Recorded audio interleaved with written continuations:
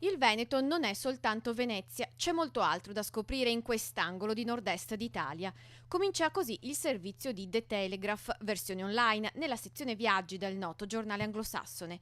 Si descrive un possibile tour alla scoperta di Padova, Treviso e Castelfranco, Vicenza e Bassano. Splendida cittadina, quest'ultima, ai piedi delle Prealpi, dove il fiume Brenta scorre fino a buttarsi nell'Adriatico, rinomata per la sua grappa, città da cartolina, tanto da comparire in una delle due foto che corredano l'articolo. Nessuna menzione del Ponte Palladiano, nonostante quella pubblicata sia proprio l'iconica veduta di Ponte Vecchio. E infatti errata è anche la dicitura che accompagna l'immagine.